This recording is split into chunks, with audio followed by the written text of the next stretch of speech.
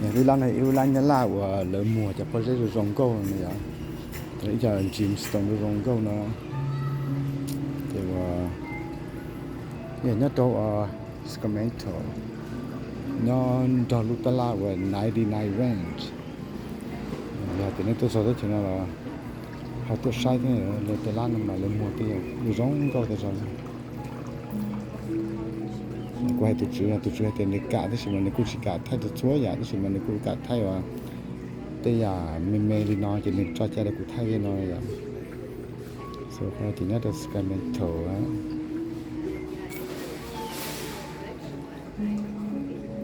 mà đây là collection tên lõi giống có cái giống có cái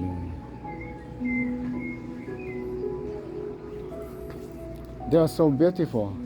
Thank you. Yes. Ít cho bản địa là giờ té chỉ là nhìn gì đó cũng mua tôi cháu rồi tôi đã bỏ thì mà cũng chỉ bỏ cũng là bản địa mình đâu giờ tên này à, it's a different design going to butterfly, it's a yellow butterfly and purple butterfly. These stones are so beautiful.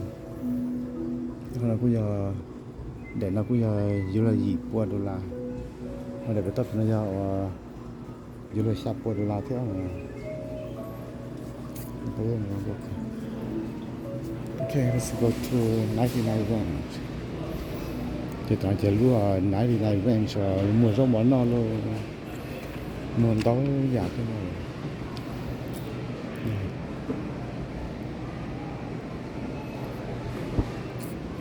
Cái sự cũng tao chính sẽ đặt sang sẽ là ga online sẽ để cho mình có thể lấy cái khủng này cái này.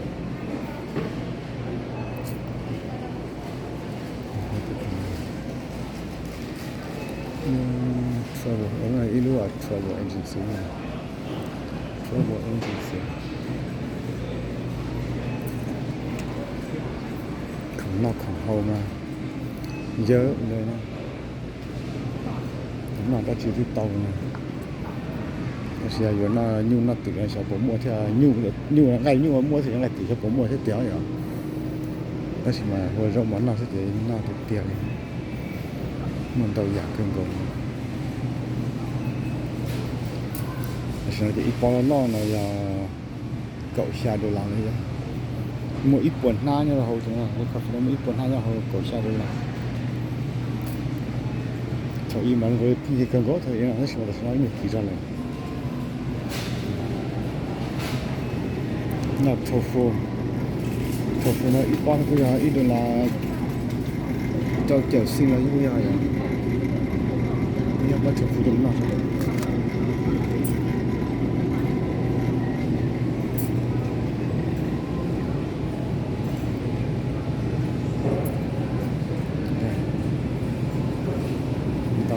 Tàu trả một tiền này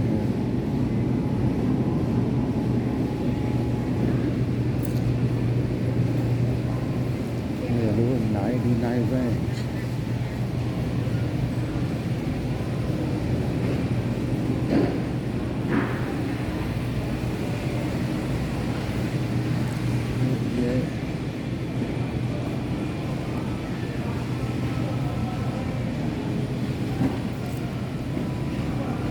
ilu avocado ya to si sha kiểu si này nhá,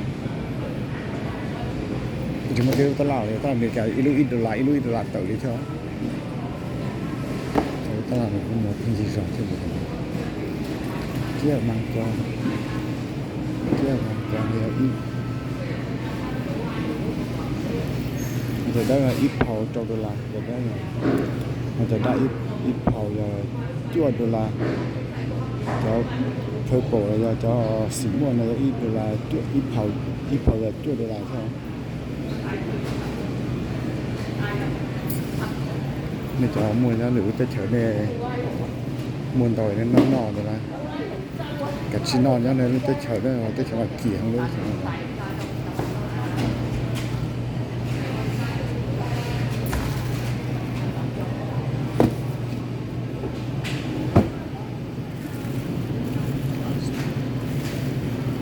你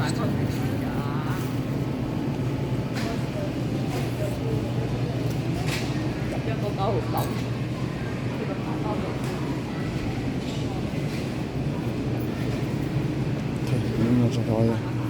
有没有可控？对，我那个这。